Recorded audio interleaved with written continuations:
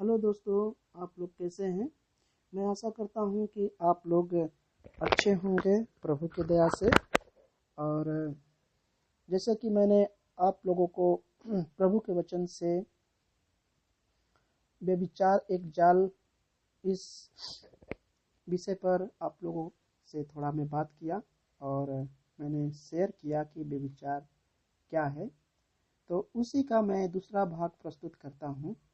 तो पहले भाग में हम लोग सिर्फ उसका इंट्रोडक्शन देखे हैं, क्योंकि ये थोड़ा लंबा है मैसेज, इसलिए मुझे इसको दो भागों में बनाना पड़ा। तो हम लोग अब देखेंगे ये दूसरे भाग में। मेरे पास 3 पॉइंट्स है। बेविचार के जाल जो है उसका 3 पॉइंट्स है।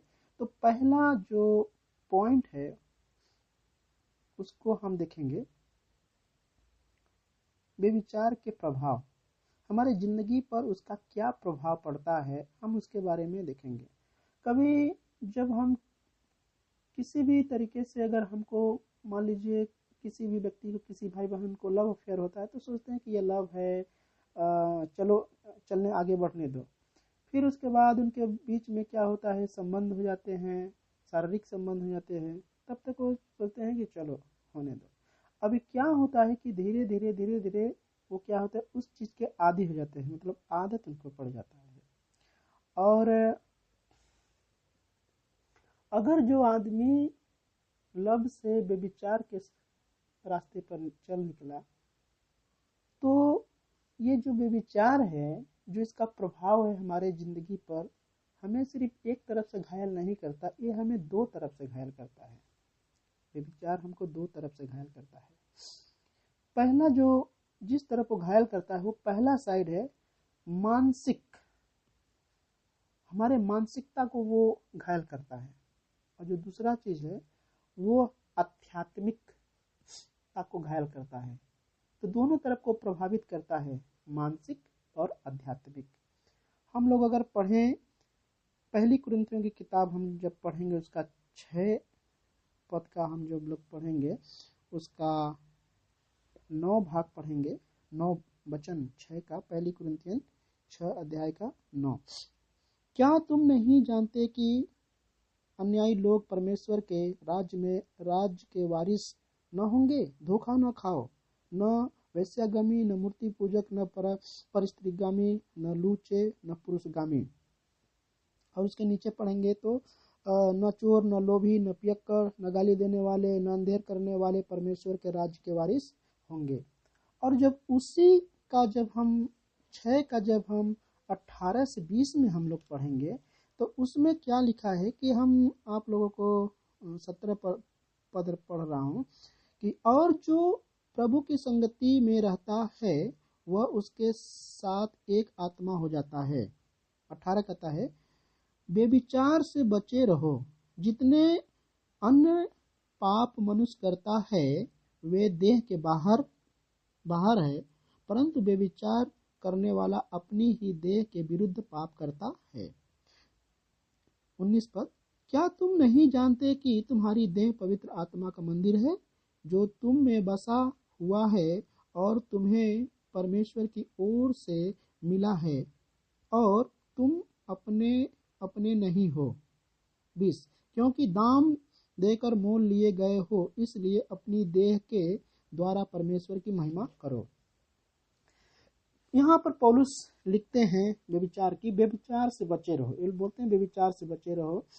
तो हम देखते हैं मानसिक रूप से ये किस प्रकार से हमें प्रभावित करता है।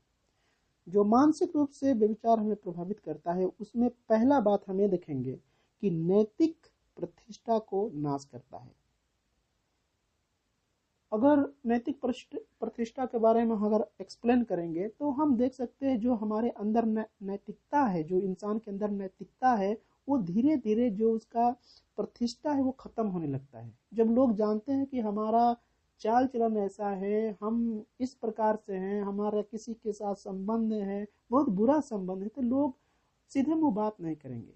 कोई अपने परिवार में इनवाइट नहीं करेगा। परिवार में क्या होगा, इज्जत नहीं है। बेटी बेटा इज्जत नहीं करते हैं कि मेरा बाप, मेरे भाई, मेरे बहन इस प्रकार से हैं। यानी कि ये नैतिक प्रतिष्ठा को खत्म करता है। यानी कि व्यभिचार एक ऐसे गड्ढे में गिराता है कि वहां से आदमी निकलने में बहुत ही मुश्किल होता है। और दूसरी बात हम देखेंगे, नेत्रहीन कर देता है। नेत्रहीन में मेरे कहने का मतलब कि आंख रहेगी लेकिन नेत्रहीन हो जाते हैं, मतलब आंख फूटने की बात नहीं कर रहा हूँ।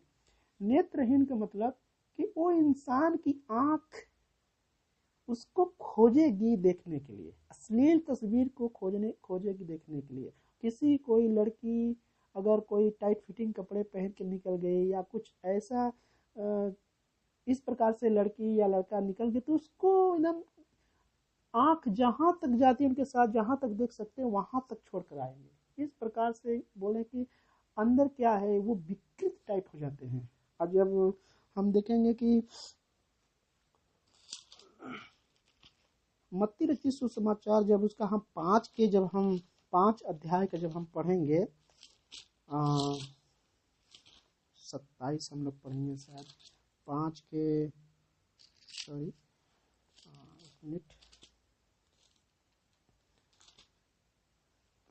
6 अध्याय का जब हम लोग पढ़ेंगे 22 पद, तो उसमें लिखा है, शरीर का दिया आंख है, इसलिए यदि तेरी आंख निर्मल हो तो तेरा सारा शरीर भी उजियाला होगा, परंतु यदि तेरी आंख बुरी हो तो तेरा सारा शरीर भी अंधेरा होगा। इस कारण वह उजियाला जो तुझ में है, यदि अंधकार हो तो वह अंधकार कैसा बड़ा होगा।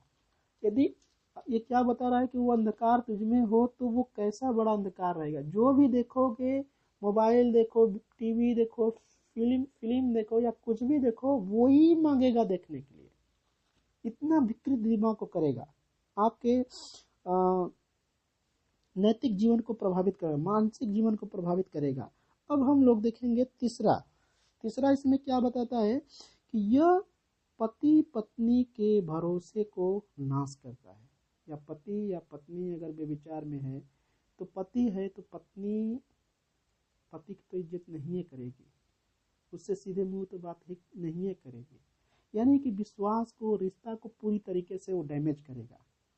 इस प्रकार से जैसे हम बाइबल में जब पढ़ते हैं, दूसरा सामुएल की किताब जब पढ़ते हैं, दूसरा सामुएल उसका 11 का 3 से 4 जब हम पढ़ते हैं तो उसमें लिखा है दाऊद और बत्सेबा के रिलेशन के बारे में।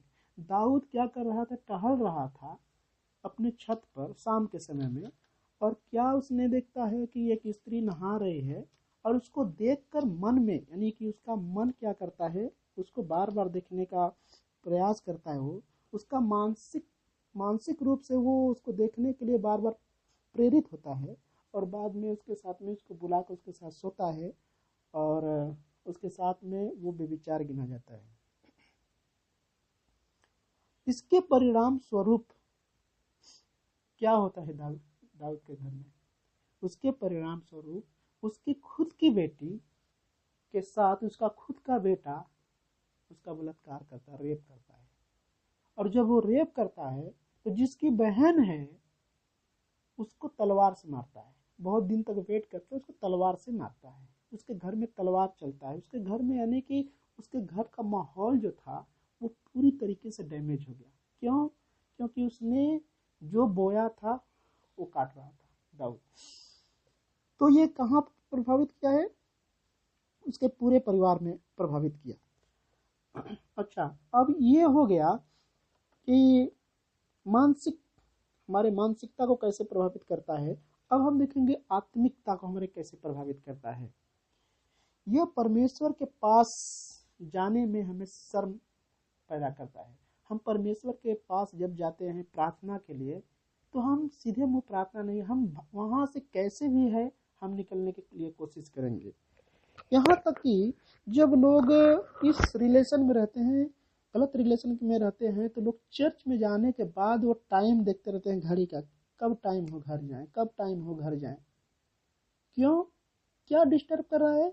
क्योंकि ये वही जाल में फंसे हुए हैं जो कि मतलब वो खुदा के हुजूरी में शर्मसार है। वो सीधे मुंह खुदा से अपनी दुआ नहीं कर सकते, वो उसकी ओर देख नहीं सकते, वो क्योंकि वो उसके सामने बेविचारी हैं।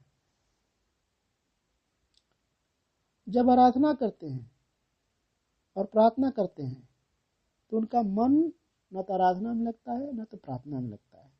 यानी कि जो परमेश्वर के साथ में जो रिलेशन है वो टोटल डैमेज है। आत्मिक, हमारे आत्मिक जीवन को टोटल डैमेज करता है कौन? बेविचार। जब भी आप आंख बंद कर परमेश्वर को याद करेंगे, आंख बंद करेंगे, चाहे वो प्रार्थना हो, आपको वही लौकेगा जो आप किए हैं, जो आप देखे हैं। इसलिए जब हम अपने हाथ में टेक्नोलॉजी पकड़ते हैं या जो भी सुनते हैं तो इसके लिए हमको सावधान होना है कि हम क्या सुन रहे हैं, क्या हम देख रहे हैं, क्या कर रहे हैं। वो हमारे जीवन को बहुत ही प्रभावित करता है, हम देख सकते हैं। बेविचार हमारे जिंदगी को पूरी रीति से डैमेज करता है। इसलिए जब दाऊद ने अपनी जिंदगी में ऐसा बेविचार किया तो उसने भजन संहिता 51 उसने रो के लिखा है, क्षमा मांग मांग के लिखा है। परमेश्वर से क्षमा मांग मांग के आंसू के साथ में ये लिखा, पश्चाताप का, ये पाप क्षमा का भजन संहिता है। तो मेरे भाइयों, मेरे बहनों, मैं आपको ये बताना चाहूंगा कि ये जो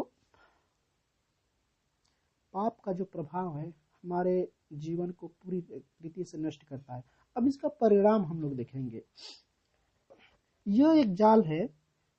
जाल का अर्थ है किसी चीज को फंसाना, और जो उसमें फंस गया वो कभी अपने आप से बाहर नहीं। जैसे अब देखते हैं कि मल्लाह भाई लोग क्या करते हैं, जाल फेंकते हैं नदी में मछली फंसाने के लिए। शायद उसमें से कुछ ऐसे भाग्यशाली मछली होती जो कि थोड़ा फंसी हो निकल के भाग जाती, लेकिन जो मछली फंस गई है पूरी तरीके से वो निकल नहीं सकती।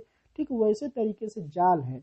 मैं आपको एक उदाहरण बता रहा हूँ कहानी कि एक बार बाढ़ आई थी नदी में, और नदी में बहुत बाढ़ की वजह से बहुत लोगों का नुकसान हुआ था, जान माल की नुकसान हुआ था। तो घर से बहुत सारे सामान जो कि नदी में बह रहा था, और उस बाढ़ से प्रभावित जो गांव था उस गांव से बहुत सारा सामान बह रहा था। लेकिन जो गांव से प्रभावित लोग नहीं थे, जो बाढ़ से प्रभावित जो गांव नहीं थे, उस गांव के लोग उस सामान को छान कर नदी में ले अपने लिए रख लेते थे।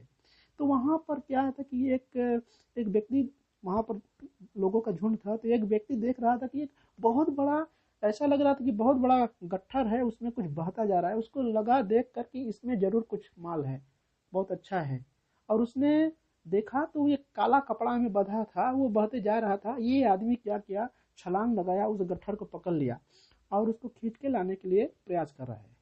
लेकिन वो आ नहीं रहा है। जो देखने वाले लोग हैं वो क्या सोच रहे हैं कि अरे वो तो बहते हुए चली जा रहा है, वो तो मतलब ये डेंजरस पॉइंट पे जा रहा है बहकर। तो वो पुकार के बोल रहे हैं, अरे आओ, उसको लेकर क्यों उसके साथ जा रहे हैं? तो बोला कि नहीं आ रहा है। तो बोला कि उसको छोड़ कर आ जाओ।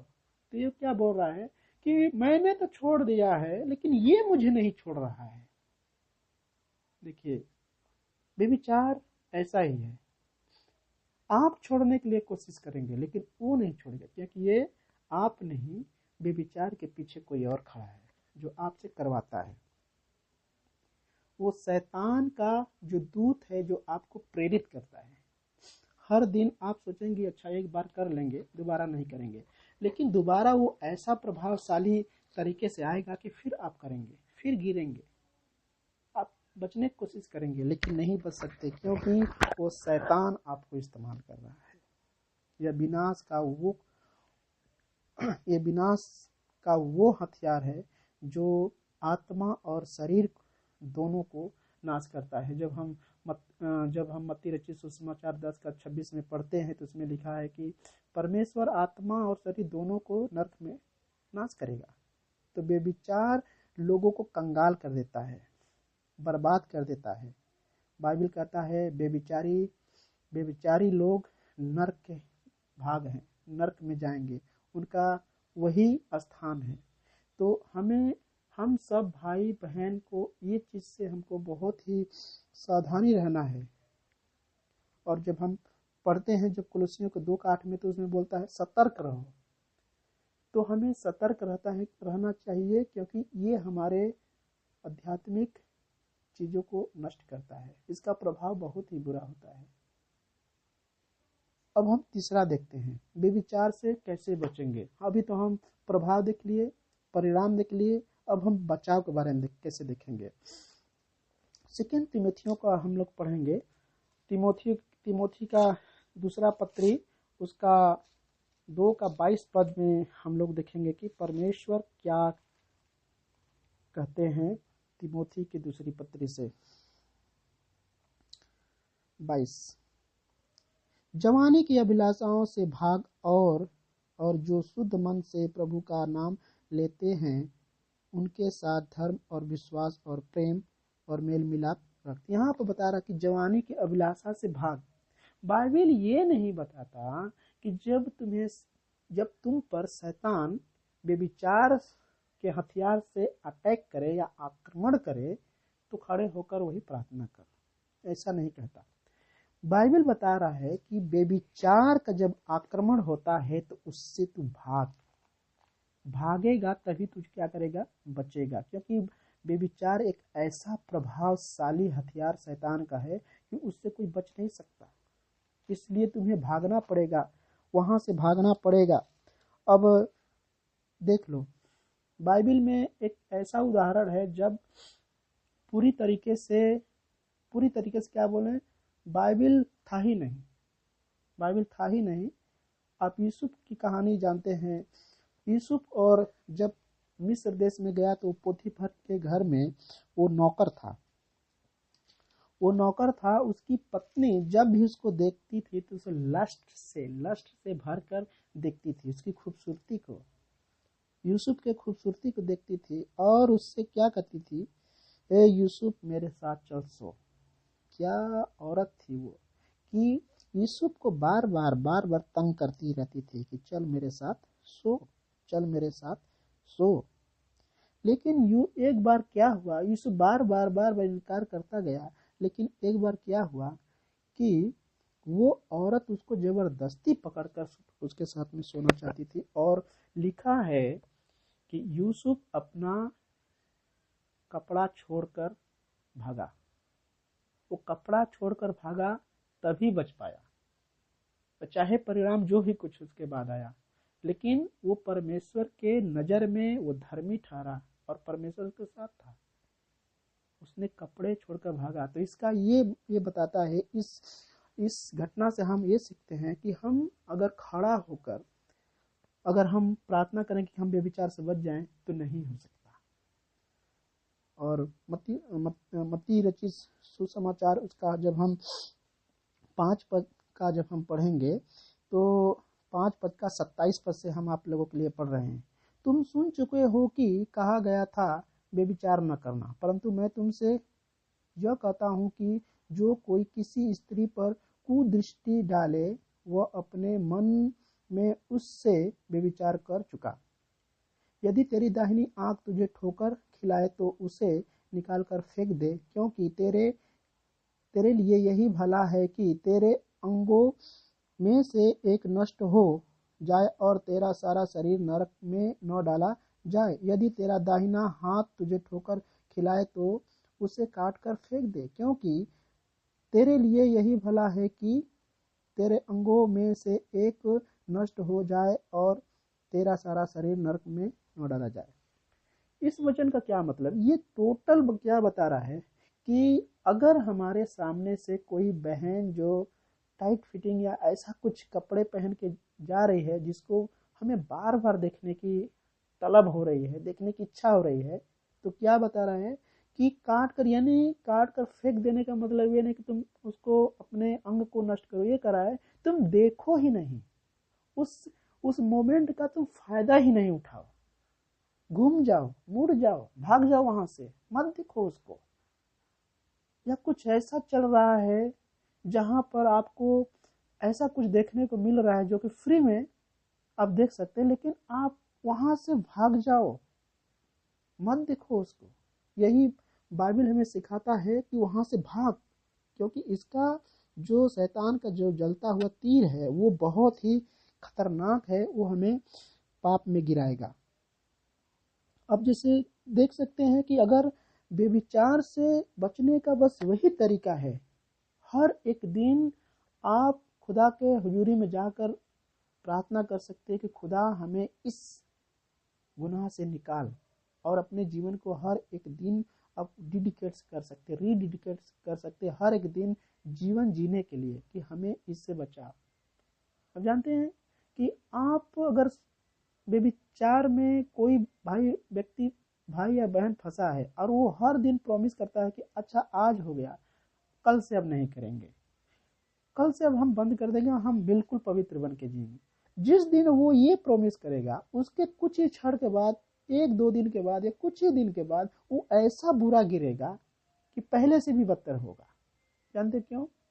क्योंकि कोई भी आदमी अपना गुनाह अपने आप से माफ नहीं कर सकता या क्षमा नहीं कर सकता, अपनी मदद नहीं कर सकता, उसको खुदा की जरूरत होती है। तो वो खुदा है जो हमारी मदद कर सकता है और कोई नहीं। हमें ऐसे बड़े हथियार से बचने के लिए सिर्फ हमारा खुदा ही मदद कर सकता है। इसलिए हमें बाइबल के कुछ ऐसे प्रिंसिपल को याद करना है।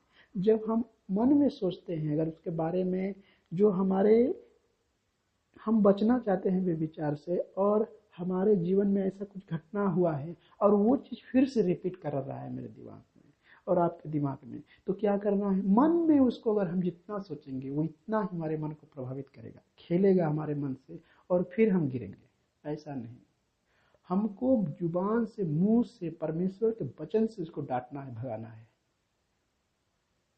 परमेश्वर के वचन से हमें उसको, शैतान को डांटना है, तब हमारे जीवन से भागेगा, आपके जीवन से भागेगा।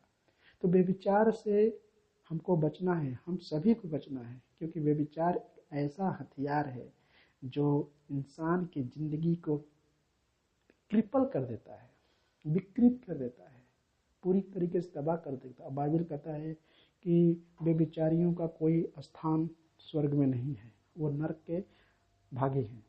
नरक एक ऐसा जगह है जहाँ पर बाइबल बताता है, जब हम मरकुस लूका की किताब पढ़ते हैं, लूका की सुसमाचार पढ़ते हैं, उसका 16 अध्याय जब हम पढ़ते हैं तो इसमें लाजर और धनी आदमी के बारे में देखते हैं कि किस प्रकार से वो नरक में तड़प रहा था।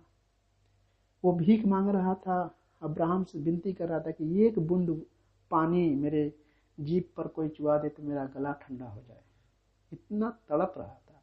तो मेरे भाइयों और बहनों, ये मज़ा तो सिर्फ थोड़े दिन के लिए, थोड़े टाइम के लिए है, लेकिन अनंत काल तक नरक इंतजार कर रही है। अगर यहाँ से बचेंगे तो आप हमेशा के लिए अनंत जीवन परमेश्वर के राज्य में आनंद करेंगे। अगर लस्ट में फंस के अपने जीवन को बर्बाद करेंगे तो बहुत कुछ नष्ट होगा। फैमिली नष्ट होगा, प्रतिष्ठा नष्ट होगा, कोई इज्जत नहीं करेगा, और हमेशा के लिए अनंत जीवन से हाथ धोना पड़ेगा। इसलिए आइए दुआ करेंगे साथ में कि प्रभु ऐसे शैतान के चाल से और ऐसे जाल से हमारी रक्षा कर। प्रभु तेरा धन्यवाद करते हैं आज के दिन के लिए। जितने मेरे भाई और बहन इस मैसेज को सुने, प्रभु उनके जिंदगी के तू सवार और बना, ताकि शैतान के जाल में, जो पाप का जाल है, जो व्यभिचार का जाल है, उसमें ना फंसे। ये मेरी प्रार्थना है और यही मेरी विनती है। खुदावन तू मेरी प्रार्थना को सुनकर हमारी मदद कर, हमारे भाई बहनों को मदद कर। अगर जो भी सुनने वाले हमारे मसीही भाई बहन हैं या ऐसे मेरे भाई बहन हैं जो इस ऐसे कामों से बाहर आना चाहते हैं, खुदावन केवल तू ही हमारी मदद कर सकता, हमारे भाई बहनों की मदद कर सकता है, क्योंकि बाइबल कहता है कि जो तू बोएगा वही काटेगा। और बाइबल साफ है, बाइबल का वचन कभी, परमेश्वर कभी झूठ नहीं बोलता। वो इंसान नहीं, वो मनुष्य नहीं कि वो झूठ बोले। और ये भी कहता है कि जो कुछ कहे वो पूरा न करे, वो जो कहेगा वो पूरा करेगा। और परमेश्वर इंसान नहीं कि वो झूठ बोले और जो कहे उसको न करे। प्रभु तूने हमें वायदा किया है कि हमें पाप से बचाएगा। हमारे भाई बहनों को जो तेरी तरफ फिरेंगे तो उनके पाप को मिटा देगा, अपने लहू से धोकर साफ कर दे। चाहे जैसा भी पाप हो तो उसको मिटाने का कुव्वत तेरे हाथ में है। दुआ है, हमारी दुआ लगे मेरे भाई बहनों को यीशु मसीह के नाम से। आमीन आमीन। परमेश्वर आप सभी को बरकत दे। परमेश्वर के हजूरी में आप सभी का स्वागत है। मन फिराव परमेश्वर की ओर से है और मन फिराइए परमेश्वर के राज्य में अनंत जीवन पाने की इच्छा से परमेश्वर के पास आइए। आप सभी को जय मसीह।